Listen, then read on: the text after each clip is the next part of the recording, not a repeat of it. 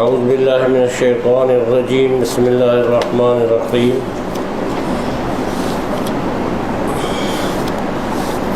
وَإِذْ قَالَ رَبُّكَ لِلْمَلَائِكَةِ إِنِّي جَاعِلٌ فِي الْأَرْضِ خَلِيفَةً قَالُوا وَتَجْعَلُ فِيهَا مَنْ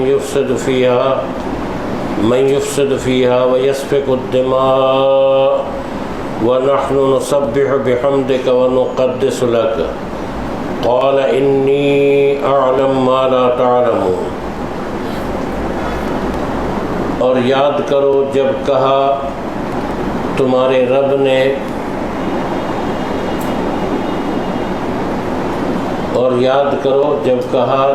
رب نے کس سے کہا؟ فرشتوں سے، للملائکت۔ اور یاد کرو جب تمہارے رب نے کہا فرشتوں سے،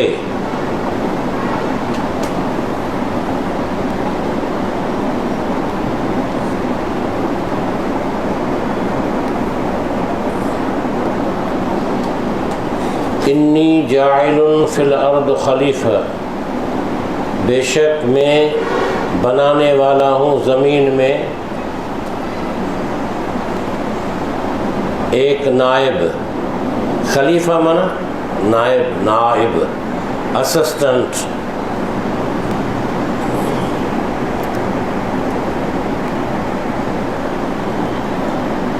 قالوا،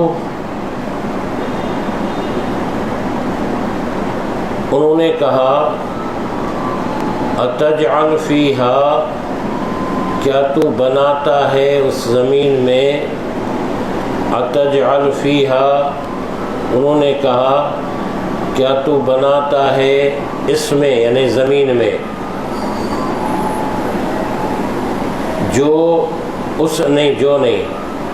اسے جو فساد کرے گا، من، اسے جو فساد کرے گا، اس میں، کس میں؟ زمین میں، جو فساد کرے گا زمین میں،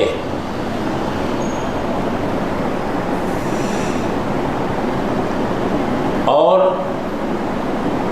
خون بہائے گا، ومنا، اور یسفک منا سفک سے، یسفک منا بہائے گا، دماغ دم سے، دم کہتے ہیں خون کو، دماغ منا کئی خون بہائے گا،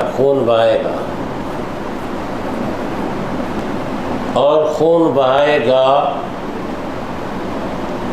اور ہم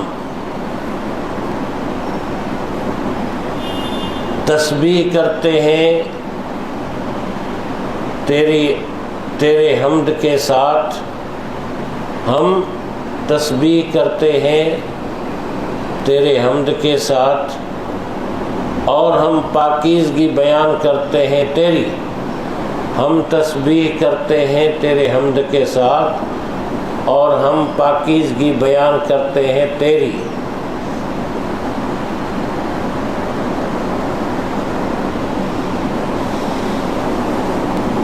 قال انی اعلم ما لا تعلمون، اللہ نے فرمایا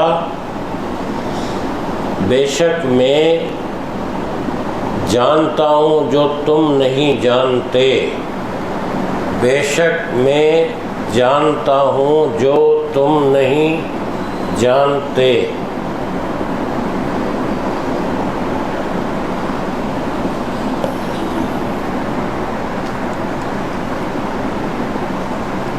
آیت کریمہ کا مطلب ہے کہ رب العالمین نے اپنا ارادہ فرشتوں پر ظاہر فرمایا کہ میں ایک اپنا نائب یا خلیفہ زمین میں بنانا چاہتا ہوں۔ فرشتوں نے ظاہری طور پر کہا کہ ہم تو تیری پاکیزگی بیان کرتے ہیں، تسبیح پڑھتے ہیں تیرے حمد کے ساتھ، عبادت کرتے ہیں تیری، کیا تو زمین میں ایسے کو خلیفہ اور نائب بنائے گا کہ جو زمین میں فساد پھیلائے اور خون ریزی کرے، یہ ان کے ذہن کی بات تھی ابتدائی طور پر۔ تو اللہ جل شانہ نے فرمایا انی عالم ما لا تعلمون، میں جو جانتا ہوں وہ تم نہیں جانتے ہو۔ اب مسائل تو بہت سارے اٹھتے ہیں، نائب کس کو کہتے ہیں یا خلیفہ، کہ جو حاکم اعلیٰ کے اختیار کے ساتھ اپنا اس کا حکم چلائے، اس کا اپنا اختیار نہیں ہوتا، اور اختیار بھی اس کو اتنا ہی دیا جاتا ہے جتنا حاکم اعلیٰ دے۔ اس سے تجاوز کرے گا تو پھر خود اس کو سزا ملے گی۔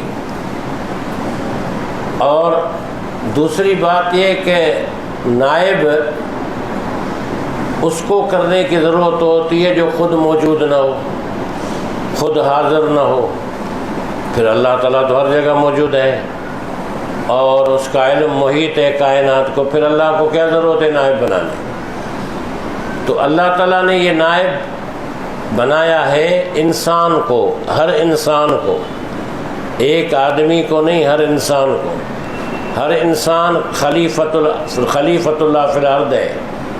تو اللہ تعالیٰ اس کے ذریعے سے انسانوں کا امتحان لینا چاہتا ہے کہ یہ اختیار مجھ سے لے کر کے اس میں کس حد تک اس کو پورا کرتے ہیں اور عدل و انصاف کرتے ہیں اپنی زندگی میں، اور تجاوز تو نہیں کرتے، اگر تجاوز کرتے ہیں تو پھر ان کو سزا ملے گی۔ تو یہ اصل میں خود خلیفے کا امتحان ہے، نائب کا امتحان ہے۔ اب دوسری بات یہ ہے کہ یہ نائب جو ہے انفرادی طور پر بھی ہے یا اجتماعی طور پر بھی ہے۔ تو یہ نائب جو ہے انسان انفرادی طور پر بھی ہے اور اجتماعی طور پر بھی ہے۔ انفرادی طور پر یہ کہ اپنے آپ کو درست کرے گا، وہ جو اختیار خدا نے دیا ہے اس کے دائرے میں اپنے آپ کو درست کرے گا، اپنے گھر کو درست کرے گا۔ اجتماعی یہ ہے کہ اقتصادی، معاشرتی، اخلاقی، قومی، بین الاقوامی طور پر بھی اس کی ذمہ داری ہے کہ وہ اس میں کیا کردار ادا کرتا ہے۔ تو انفرادی بھی ہے اور اجتماعی بھی ہے۔ دوسری بات یہ ہے کہ اللہ تعالیٰ نے انسان کو جو خلیفہ بنایا ہے، تو عیسائیوں کا عقیدہ ہے کہ انسان فطری طور پر جب پیدا ہوتا ہے تو گناہ گار پیدا ہوتا ہے، اور اسلام کا نظریہ یہ ہے کہ انسان فطرت صحیح پر پیدا ہوتا ہے، یعنی اللہ وحدانیت کی فطرت پر پیدا ہوتا ہے۔ اس کے بعد اس غلط صحبتیں اس کو خراب کر دیتی ہیں، ماحول، رکاوٹیں، صحبتیں وغیرہ وغیرہ۔ پھر اگر جو اس کے اختیار میں اس سے غلطیاں ہوتی ہیں تو اللہ تعالیٰ ان غلطیوں کو معاف بھی کر دیتا ہے جب وہ رجوع کرتا ہے۔ اگر وہ رجوع نہیں کرتا، مسلسل غلطی پر غلطی کرتا چلا جاتا ہے، تو پھر اس کا دل زنگ آلود ہو جاتا ہے، پھر یہ خلافت کے لائق نہیں رہتا اور اللہ تعالیٰ سے خلافت چھین لیتا ہے۔ اجتماعی طور پر بھی یہ بات ہے۔ تو فرشتوں نے یہ اعتراض لا علمی پر کیا تھا، یعنی انہیں پتہ نہیں تھا، انہیں علم نہیں تھا، لا علمی پر کیا تھا۔ ایک ان کا اندازہ تھا، ایک ان کا اندازہ تھا، گمان تھا۔ اب اللہ تعالیٰ نے فرمایا کہ انی عالم ما لا تعلمون، میں جانتا ہوں جو تم نہیں جانتے۔ پھر آگے اس کے بعد متعلق قرآن میں آیا ہے وَعَلَّمَ آدَمَ الْأَسْمَاءَ كُلَّهَا ثُمَّ عَرَضَهُمْ عَلَى الْمَلَائِكَةِ فَقَالَ أَنْبِئُونِي بِأَسْمَاءِ هَؤُلَاءِ إِن كُنتُمْ صَادِقِينَ۔ اچھا یہاں ٹھیک ہے، لکھیں پھر۔ اور سکھائے آدم کو نام سب کے سب، اور سکھائے آدم کو نام سب کے سب۔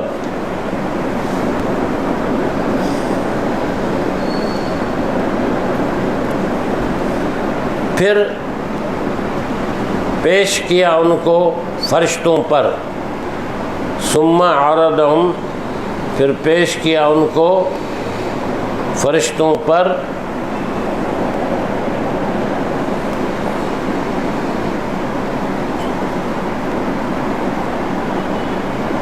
پھر کہا، کس نے کہا؟ اللہ نے۔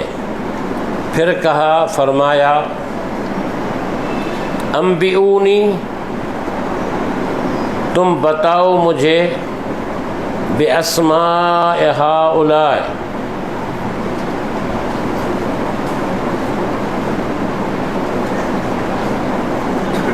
ان کے ناموں کی کے متعلق، باسماء ہؤلاء، ان کے ناموں کے متعلق تم مجھے بتاؤ اگر تم سچے ہو۔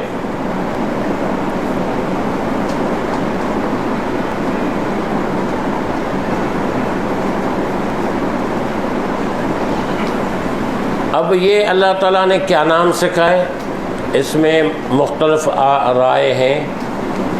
ایک تو یہ کہ حضرت آدم علیہ السلام کی اولاد میں جو فساد کرنے والے تھے، جو اصلاح کرنے والے تھے انسان، سب انسانوں کے نام اللہ نے ان کو بتا دیے۔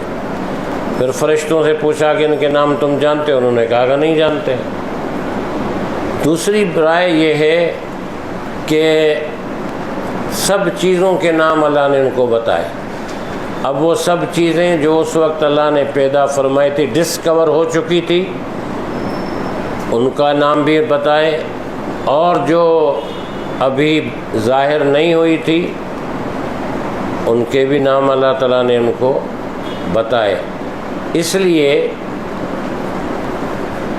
یہ ہم کہہ سکتے ہیں کہ آج تک جو ایجادات ہوتی ہیں لوگ اس کا ایک نام رکھتے ہیں، بھی موجد اس کا نام رکھتا ہے۔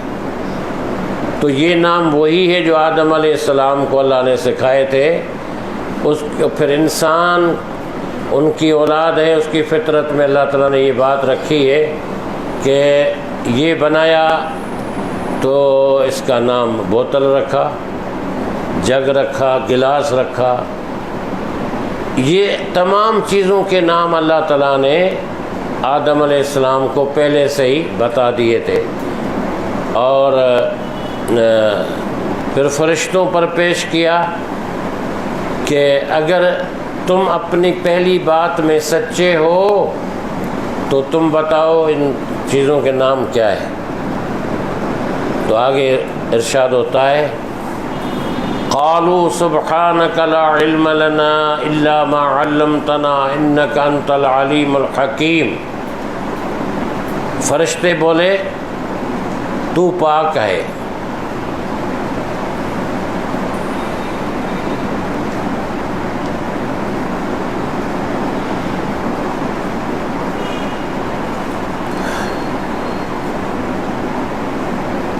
فرشتے بولے تو پاک ہے، نہیں ہے علم ہم کو،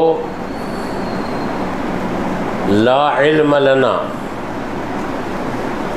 ہم کو علم نہیں ہے، الا ما علمتنا، مگر اتنا جتنا تو نے سکھایا ہمیں، مگر اتنا جتنا تو نے ہمیں سکھایا۔ بے شک تو ہی جاننے والا، حکمت والا ہے۔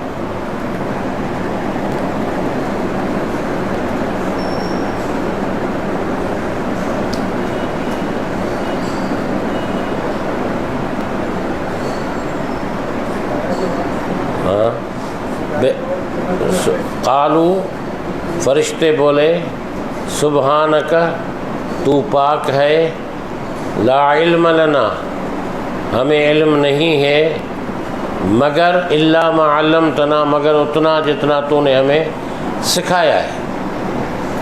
بے شک تو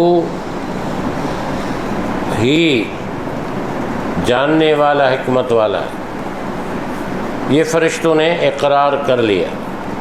بعض لوگوں نے کہا ہے کہ اس علم کی وجہ سے اللہ تعالیٰ نے آدم کو برتری عطا فرمائی اور فرشتوں نے سجدہ کیا، سلام کیا، یہ بھی ہو سکتا ہے، لیکن ان چیزوں کے ناموں کی وجہ سے برتری ان کی نہیں ہے، کیونکہ پھر یہ نام تو پھر اللہ تعالیٰ نے فرشتوں کو بھی سکھائے تھے۔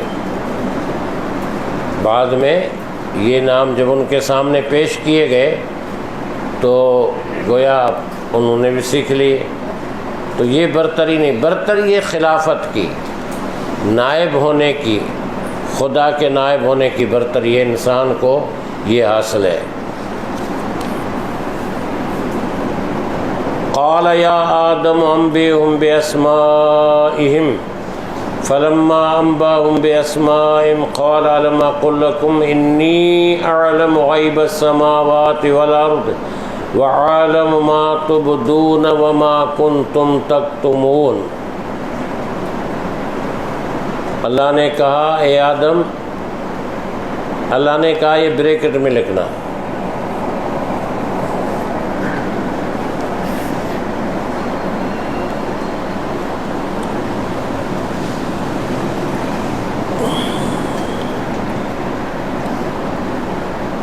تو بتا دے انہیں ان چیزوں کے نام، تو بتا دے انہیں ان چیزوں کے نام، چیزوں لکھنا بریکٹ میں، تو بتا دے ان کو انہیں ان چیزوں کے نام۔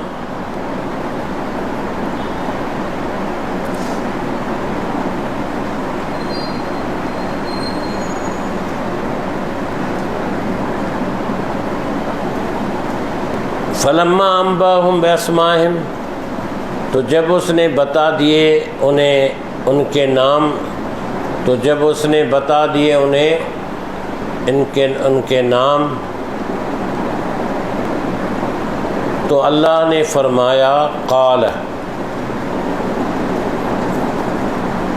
کیا میں نے نہیں کہا تھا تمہیں، الم اقل لکم، کیا میں نے نہیں کہا تھا تمہیں،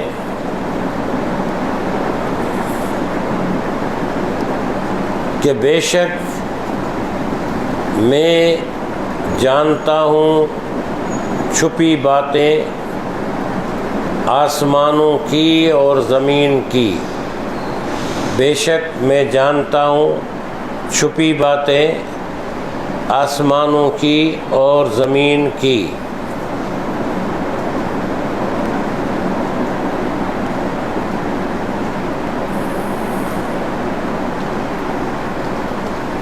اور میں جانتا ہوں جو تم ظاہر کرتے ہو اور جو تم چھپاتے ہو، وعالم، اور میں جانتا ہوں ما تبدون، جو تم ظاہر کرتے ہو، وما تکتمون، اور جو تم چھپاتے ہو۔